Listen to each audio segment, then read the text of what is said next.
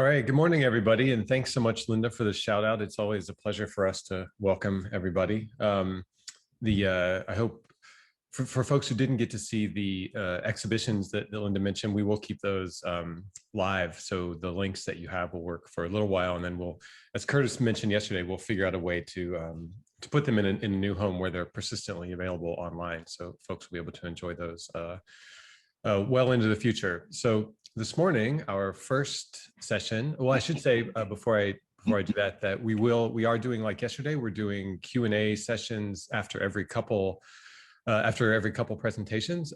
So we will do a Q&A session at a little bit after 11, after our first two presentations this morning. So in the meantime, feel free to post your questions in the chat or direct message them to me in the chat as well to make sure that I see them. So our first session this morning is from Caroline Luke and Edward Wakeling. Caroline Luke is the great niece of Edwin Dodgson and great granddaughter of Skeffington Hume Dodgson. In addition to her career in social work, Luke is one of two family executors of the CL Dodgson. Sorry, my screen froze for a second. Luke is one of two family executors of the CL Dodgson estate. Edward Wakeling is a longtime member of the British and North American Carroll Societies, having held several officer positions. He's written extensively on Carroll for 3 decades and helped organize the first International Lewis Carroll Conference at Christchurch. And this morning, they are going to be talking to us about the life of Edwin Dodgson, brother of Lewis Carroll and missionary to the South Atlantic Islands. So please welcome Caroline and Edward. Let me say greetings, first of all, because I know that there are people who are joining us at various times of the day. So if I said good afternoon or good morning, it wouldn't make any sense. So I'll say greetings instead. Thank you very much for inviting us to speak to you about our new book. If you've already got one, well done. If you haven't already got one, when you hear us today, you'll dash out to get your copy. Now, let me introduce Caroline first of all. Most people know who I am, may not have seen me before, but well, I've read some of my books. Caroline is less known, so I think I must give her more detailed information so that you know who is talking to you. Most of you will know that Dodgson himself is one of 11 siblings. So it's quite a large family. And let me take you through roughly who they are. There's no test at the end of this, so don't panic. Of the 11 siblings, 7 were girls and 4 were boys. Edwin Heron Dodgson was the youngest of the family. Going through them briefly, it started with 2 girls. So there's Frances Jane and Elizabeth Lucy. And then comes Charles Lutwidge Dodgson. I'll just call him Dodgson for ease from now on, if you don't mind. And I'll just use Christian names for the rest. He was the eldest son, therefore. And so therefore he came with responsibilities. And you'll hear about some of those later on. Then there come 2 more girls.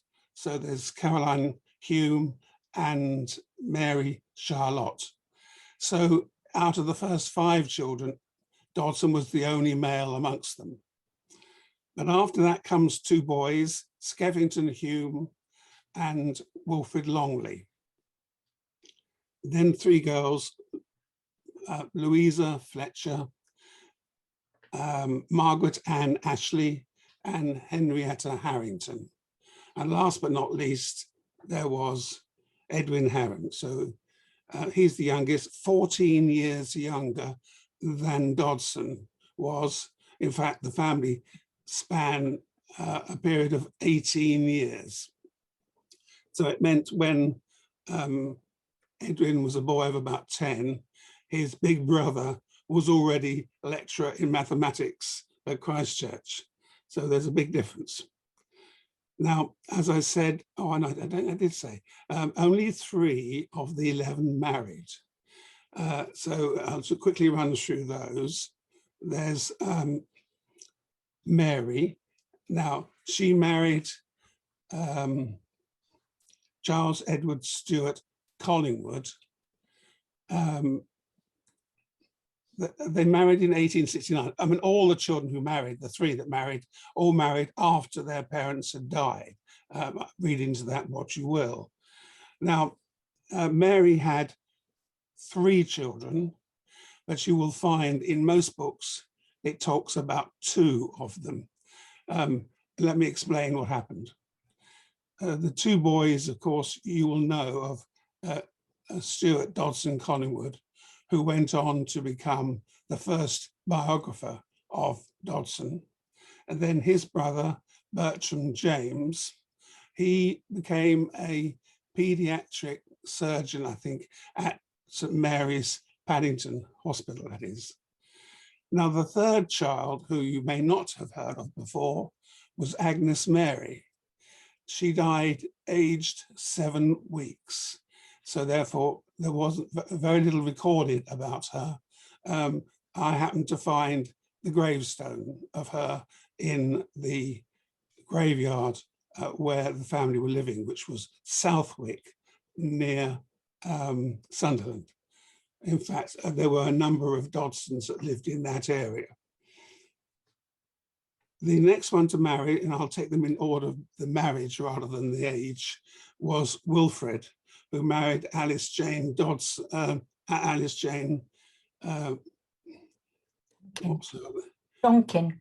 Donkin, thank you very much.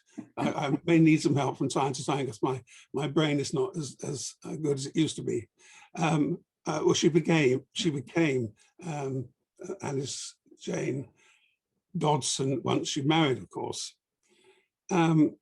She was 13 years younger than Wilfred, and there were 10 children, 3 boys. In fact, 1 died in infancy, and the rest were girls. Then we come on to Skeffington.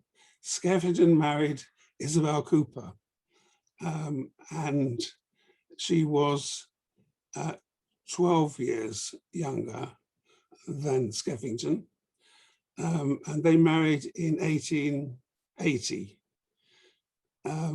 If I can quickly go through the children, although perhaps I should go less quickly because this is the important branch for Caroline.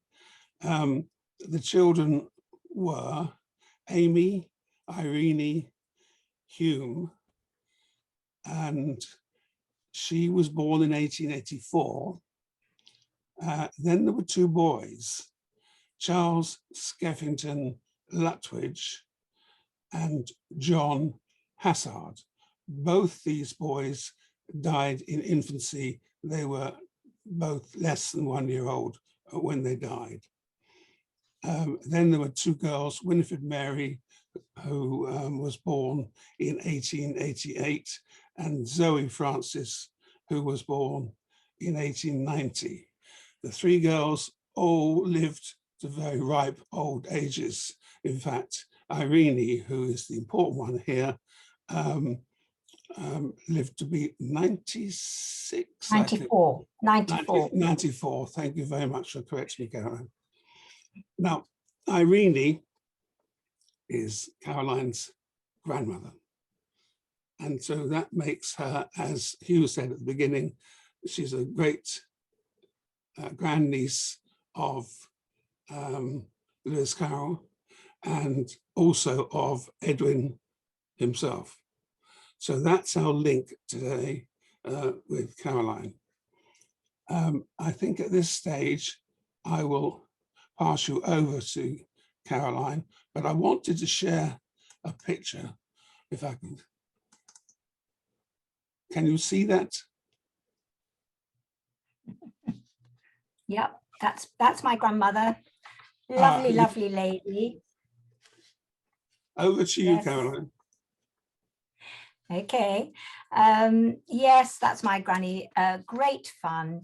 A very wise and astute lady as well. Deeply religious, always keen to try and give guidance and help us. She was a very talented artist and the most wonderful storyteller. Just as an aside, you might be interested because there's a connection here.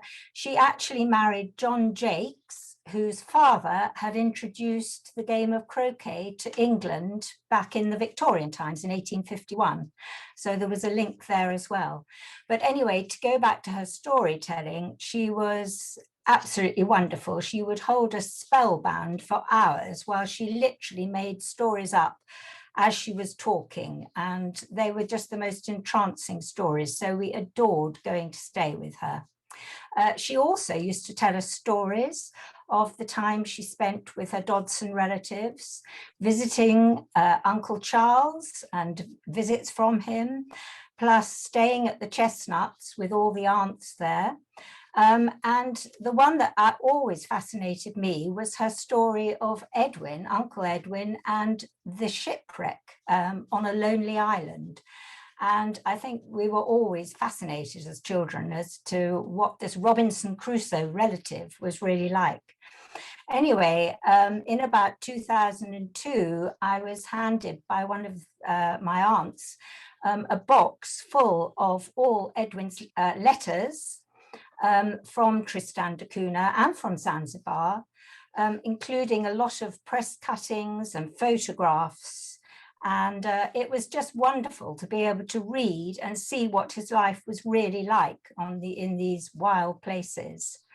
I also felt that it was important to try and record this because so many people in Victorian times gave up their lives for their calling to head off into the wild yonder and do what they could to improve the lives of others. So anyway, Edward was visiting one day and I showed him the box and he said, "Oh, can I help? Can we do this together?" So we arranged that I would take the box, in fact, several boxes down to him, and he started to go through it. So I'll pass you back to Edward now. Thank you, Caroline. So my duty is to tell you a little about the early education of Edwin. Now, the education in Victorian times was such that girls did not go to school, boys did. And it was mainly Mrs. Dodgson who did some of the early education, reading, writing, arithmetic, that kind of thing. But very sadly, she had died. Edwin was only 4.5 when his mother died. So there wasn't anyone to take care of that aspect of his life. But there was a family full of sisters with very maternal instincts that came to the fore. So there was no difficulty in finding someone to give Edwin his early education. His big brother Dodgson came on the scene and also helped, and he arranged for Edwin, when he was a bit older, about 7 or 8, to have some further education from a local reverend. His name was Joseph Jefferson. Now, I'm not certain if that Jefferson has any link with other people, but you may find that if someone did a bit of background research, they may find that there was a link. Sorry? Sorry, there was an interruption there. I didn't gain all of it. I think you can continue. I'll continue, right. Okay, so he lived not far away from Croft, and he went there as a boarder for a couple of years, and obviously was prepared for the first stage of education in Victorian times, which was to go to a prep school. The school was run by Joseph Jefferson and his sister Eliza, and according to the census records, at one stage there were about 20 boys that were there, so it was quite a big arrangement. Around this time, Dodgson himself heard of another school, and a colleague of his, a man called George William Kitchen, who actually was at Christ Church and had taught history and some mathematics. He had been appointed the headmaster of a new school in Hampshire called Twyford School. So Dodgson wrote to him and said, "Can you take my brother?" And Kitchen wrote back and said, "Yes, of course." So he was enrolled in Twyford School fairly quickly after that. Now, you might have heard the name Kitchen before, because he, when he married later, his first daughter was Exie. So that's where Exie Kitchen comes from. She was one of Dodgson's favorite photographic sitters. So he was at Twyford School for about 2 years. The good thing about Twyford School is it kept very good records. Well, certainly Kitchen did. And the school has an archive.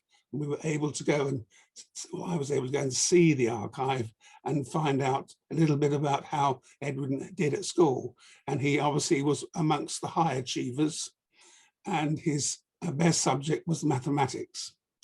Now, around about this stage, Edwin developed the idea of sending letters back to his sisters to give them some kind of idea of how things were going. His big brother Dodgson did the same. So it was probably a family tradition that since the 7 girls weren't allowed to go to school, they could at least have some experience of it by reading the letters when they came.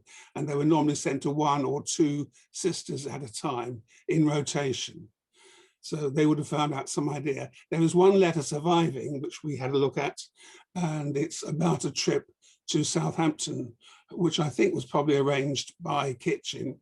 And it was full of excitement, spending all day traveling to Southampton and back again. And at the end of the letter, he writes, I'll read you what he wrote at the end, because it's quite interesting, if I can find it quickly.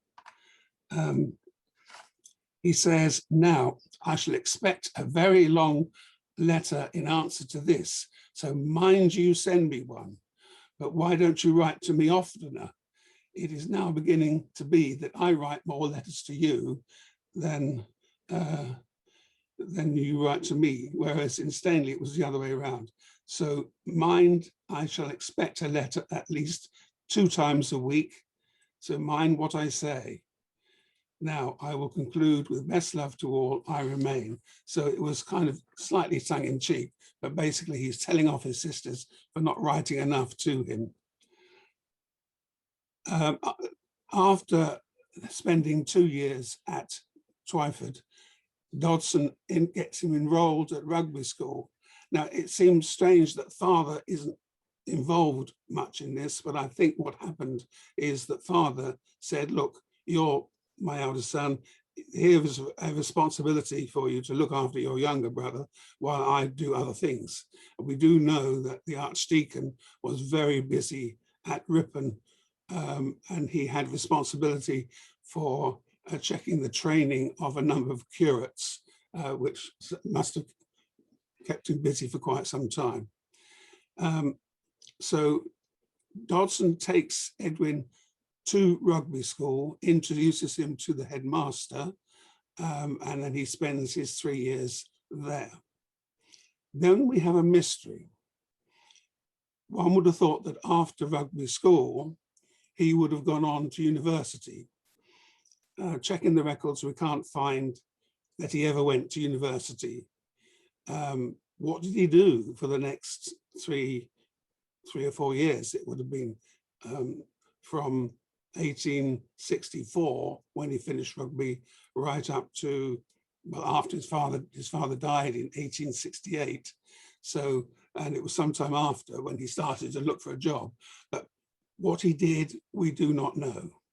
And that hasn't come to light at the moment. Now, I think at this point, let me show you a couple of other photographs which might be of interest to you. This is Edwin with some of the maternal instincts shown by 6 of his 7 sisters. This is the photograph taken by Dodgson, and it's called The New Book. So Edwin has the new book, and the sisters are watching with interest. One of them, as you can see, squeezed in just so they can get 6 of them there. This is another photograph taken by Dodgson. It's called The Young Mathematician. And again, it reflects the fact that Edwin, one of his strong subjects was mathematics.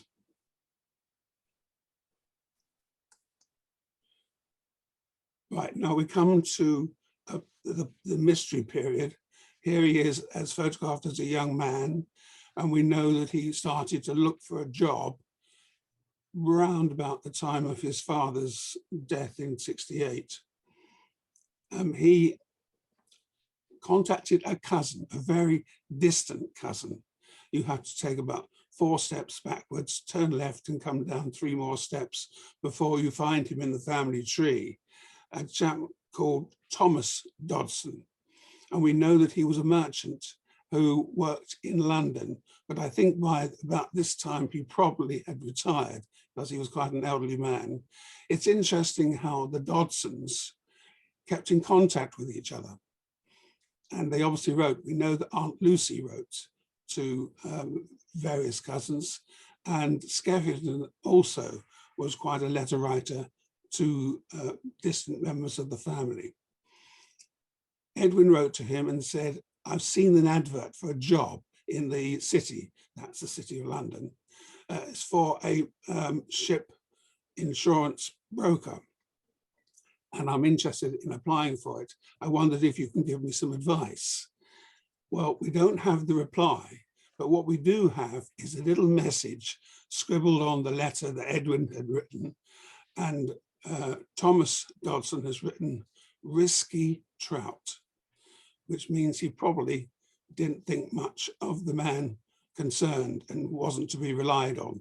And so he wrote back accordingly.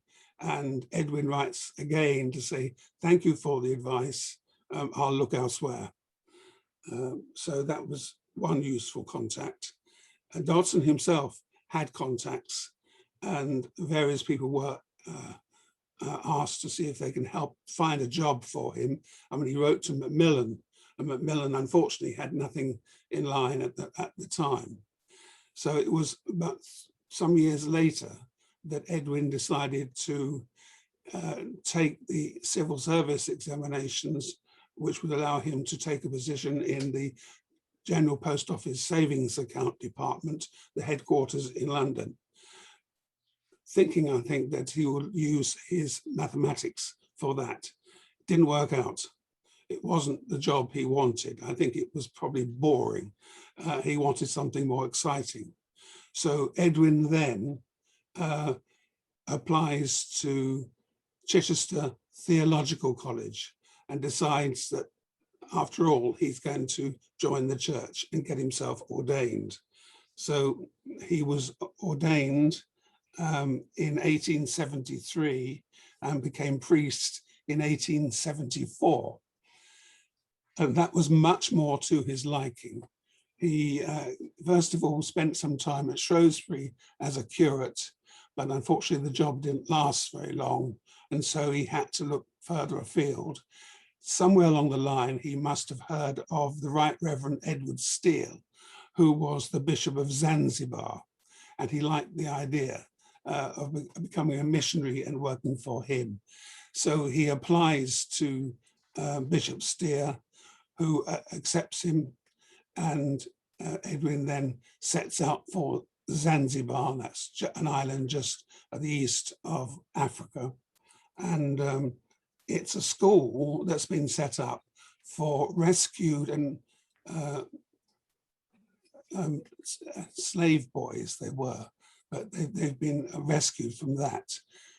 Sadly, many of them were quite young, aged about 4 or 5, and there were no links with parents.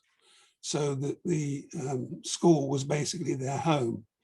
And when Edwin arrived at Zanzibar, he got on very well with the bishop and was immediately appointed the schoolmaster, the principal of the school. So he was only a young man himself, but he did a lot to improve the condition for the slave boys. There was another school some distance away for slave girls, rescued slave girls. The only problem that he had was that the weather was against him, and he got malaria on a couple of occasions. And in the end, it got so bad that the bishop sent him home. And that was the end of his time in Zanzibar. Now, this is where I have a, oh, there he is in his Zanzibar costume as a missionary. Got a beard there, but he loses it. And this is him. Now, this is in the family. We're not quite certain what the photograph is, but it looks like a wedding to me. And I guess it's a wedding for one of the boys at the school at Kiongi, Zanzibar. And the bride is standing in the middle. Not quite certain what the cat has to do with it. There's some link there. But he's in a kind of Zanzibar costume. Another amazing thing about Edwin is he learned to speak Swahili in about 2 or 3 months after arriving there, mainly because he wanted to give the boys a sermon, and the only language that they understood was Swahili, so he learned how to speak it. Amazingly, in January of this year, this photograph, which is not in the family and it's not known anywhere else that I can find, it became for sale at an auction. So therefore, both Carol and I were thinking, well, we ought to save this for the family.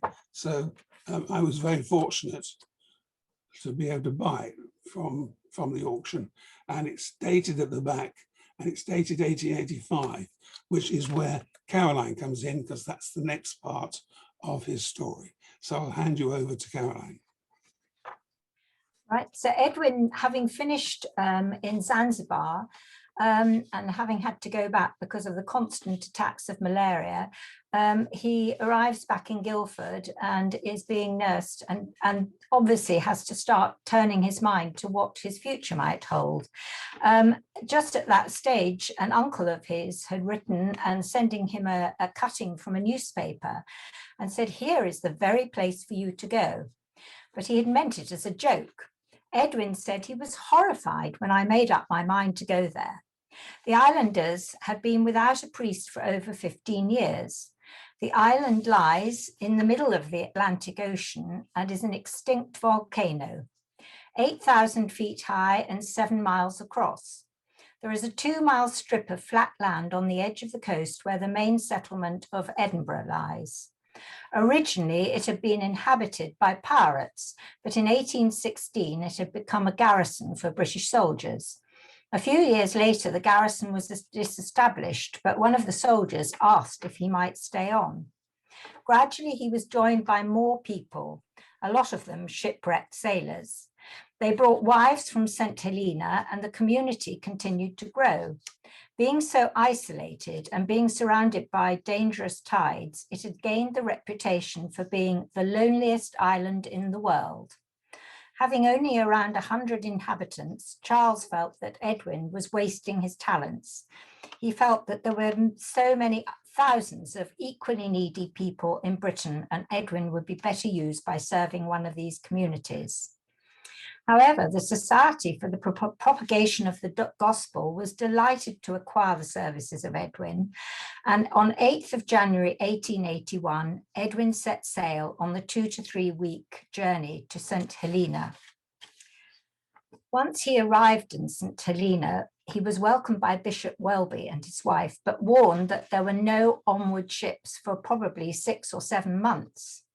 The bishop put him in charge of one of the churches on the island and suggested he should also preach in the cathedral from time to time. As luck would have it, only a couple of weeks later, an English schooner, the Edward Victory, called at the island looking for a cargo of oil. Finding none, the captain was persuaded to take Edwin to Tristan on the payment of a large sum of money. Finally, Edwin could complete his journey. The only discomfort, apart from a very rough sea, was his makeshift accommodation, described in a letter back home. I had no bed, so had to make a sort of one on a bench with a pillow and a couple of blankets. But oh, wasn't it hard, and didn't my bones ache? My cabin companion was a huge, very strong cheese, a most charming companion in seasickness. And the schooner had just been carrying a cargo of railway sleepers coated with creosote to preserve them. The result was that the delightful creosote flavouring had penetrated through everything, including the cases of biscuits. I should have been simply starved if the captain hadn't taken on some potatoes and a few tins of lobster at St. Helena. The cook had but one fault, and that was that he hadn't the faintest idea of cooking. The salt meat was detestable and the water was dirty, but we had a little preserved cocoa and milk. Edwin arrived at Tristan on 28th of February 1881. The captain dressed the ship with flags to show the islanders that this was a special occasion. People rowed out in little boats to welcome him and take him ashore. Captain Yaw and his wife also disembarked, planning on staying a night or two. The plan was that in the morning, the crew would then unload Edwin's belongings. He had numerous chests of useful items, many of which had been given to him by his family members. He had brought hymn books, school books, a font, and the wherewithal to hold communion services, along with a complete set of clothes, shoes, books, and even a harmonium. Everything he needed for his new life on the island. Edwin received a wonderfully warm reception from all the islanders. He was taken straight away to the home of the head islander, Peter Green, and given a welcoming tea party. Peter Green then read a letter to all the islanders from Bishop Welby introducing Edwin as their new vicar. The day continued with visits to all the houses where he was warmly welcomed with copious quantities of tea and bread and jam. He describes his first impressions in a letter back home. The climate is most delicious, and the people seem at all accounts to be living in clover. They make first-rate butter and bread, and along with milk, there is any quantity of prime beef, mutton, pork, geese, fowls, fish, apples, peaches, grapes, potatoes, cabbages, tea, and coffee. They have not been short of flour for many years, though they grow no corn. There are 16 families, a total of 106 people, and loads of huge dogs. Every family has 4 or 5 of these huge brutes. Unfortunately, the plan to disembark Edwin's belongings the next day was thwarted by a storm and a very rough sea. This continued for a couple of days. One morning, Edwin noticed that the ship seemed to have come quite a way inshore. Suddenly, he was passed by a very anxious-looking captain and some of the local men, all hurrying out to the ship. The crew put down 3 very large anchors in the hope they would keep the boat from coming further ashore. Edwin was reassured that all would be well, but he then noticed the captain and all the crew returning to the island. They had done all they could, and now they waited to see that the ship would remain fast. Tragically, as they watched, the cables attached to the anchors gave way one by one, and the ship was tossed and hurled around in the waves. They all watched in utter dismay as, with horrendous groaning, the ship broke up in front of their eyes, smashing the contents of its cargo onto the rocks. Edwin later described the event to his family in a letter. "I can't describe my feeling as I sat on the cliff watching her breaking up. It seemed like a hideous nightmare. These things have been coming ashore ever since, as she went more and more to pieces." So you see, I have to start life here in a very different position as to worldly possessions to what I expected. But it is so clearly God's will that I should begin my work here in a state of comparative destitution that I feel to care very little about it.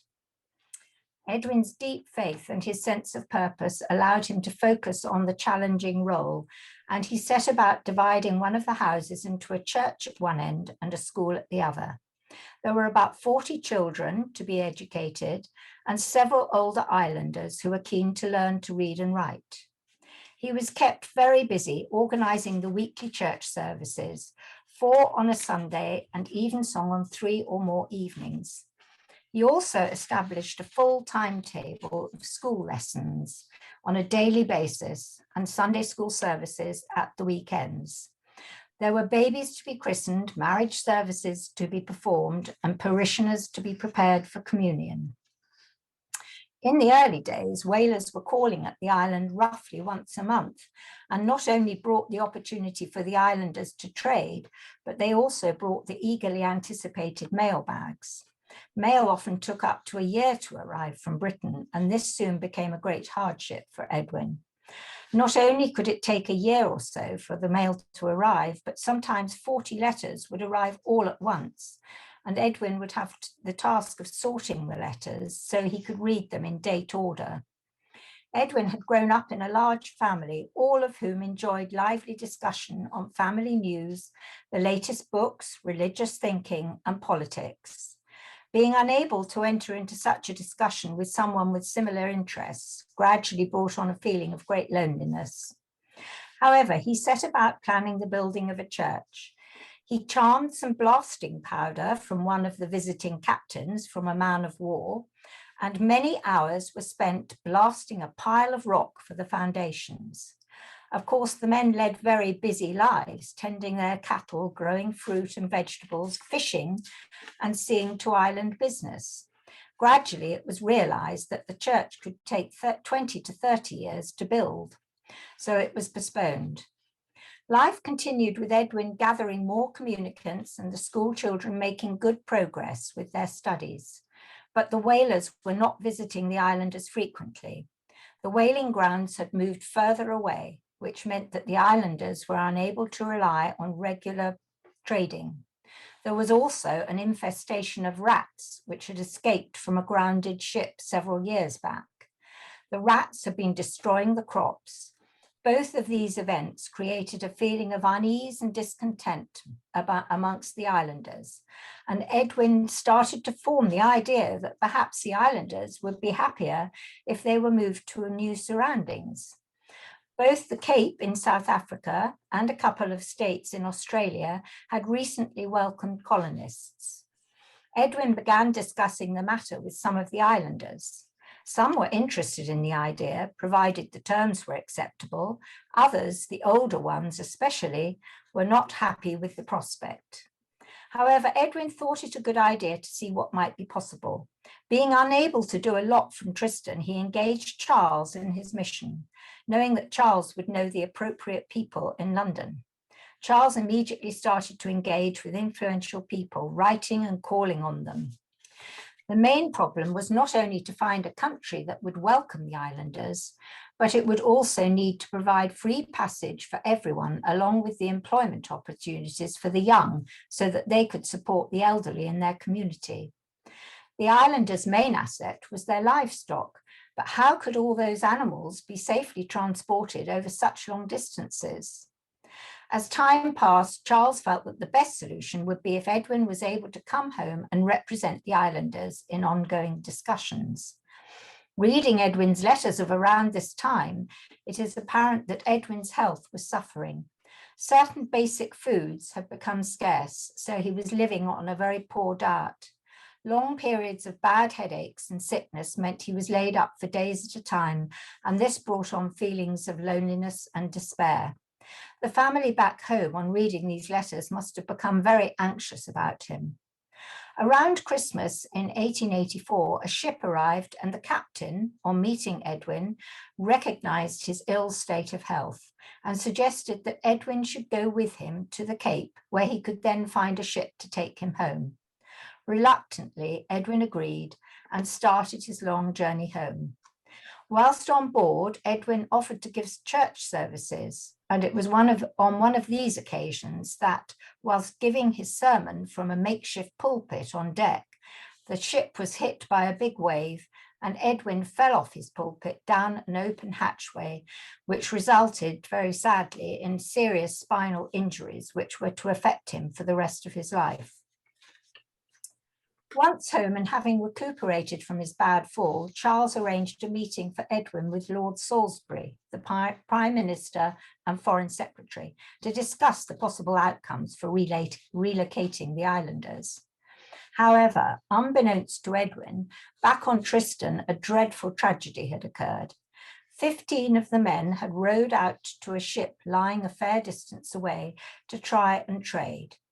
Maybe the islanders were in urgent need of provisions, but the boat seemed to get close to the ship and then disappear as the ship sailed beyond sight. People watching on the shore were sure that the men's boat would reappear once they had traded with the ship, but they waited and waited and the boat never came into view. They sent out search crews around the island to see if the men had landed elsewhere, but to no avail. Gradually, the realization came upon them that the boat with 15 of their men was lost. 12 were married men on whom families and the community were heavily dependent. As soon as Edwin received this tragic news, he decided he must return to support the community. A ship was made available and stocked with quantities of rat poison, meal, seed, potatoes, and on Edwin's request, clothing for the islanders.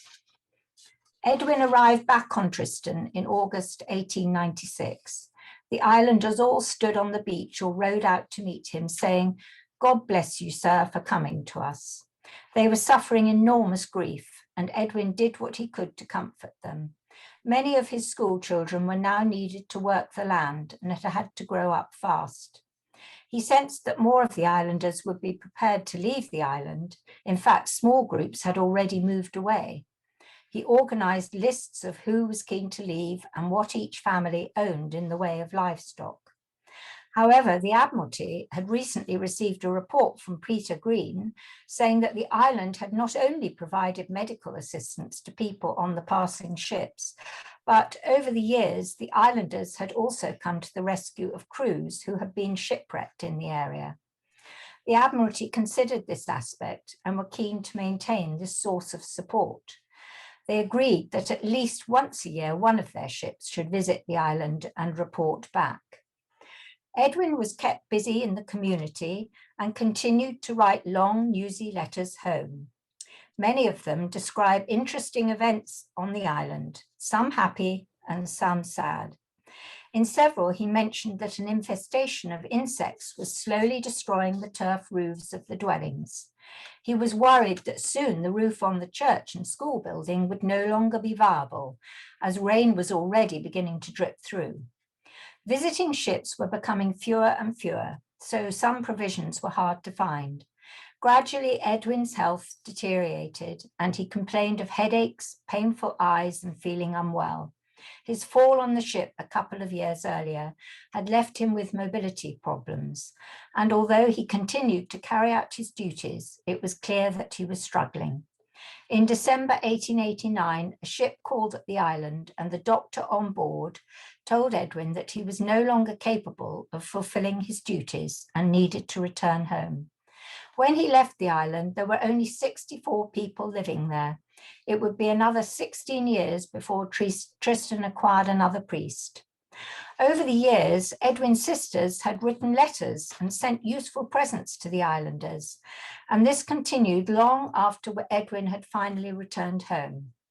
After his death, his sister Louisa arranged for a brass memorial tablet to be placed in the church on the island.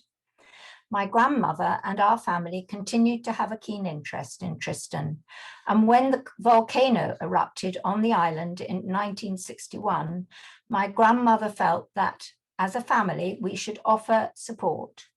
In fact, the islanders were well looked after. They were evacuated back to Britain, where they settled into their own temporary community near the Dorset coast. Very few of them accepted the invitation to remain here. Most longed to return to Tristan. Today, there is a large fish canning establishment on the island and over 200 inhabitants. In 1981, the island issued 3 postage stamps to commemorate Edwin's arrival there in 1881. Edwin's time on Tristan da Cunha must, to a considerable extent, have fulfilled his calling to care for one of God's flocks and improve the lives of others. Perhaps he hadn't realized how much the hardships of such a remote existence would impact on what he could achieve.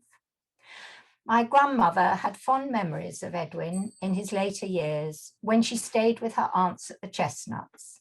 She said that he was blessed with an excellent sense of humour, but it was upsetting to see him so crippled by the effects of his fall. The damage to his spine rendered him virtually unable to walk unless supported by two people either side of him. However, this did not stop him from volunteering for other missions, as Edward will tell you.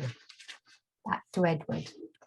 Well, in fact, he won't be telling you because we have run out of time, and it's probably a good point to break off. If you need to know more, you're desperate to know more, it's all in the book. And the book is easily available from Amazon in various countries around the world. And that's it. We'll leave the rest to the questions that will come later.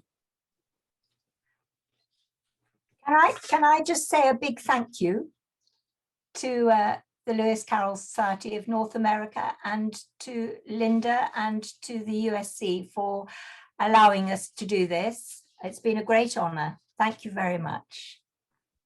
Oh, thanks to both of you. I think we probably are all indeed desperate to learn more.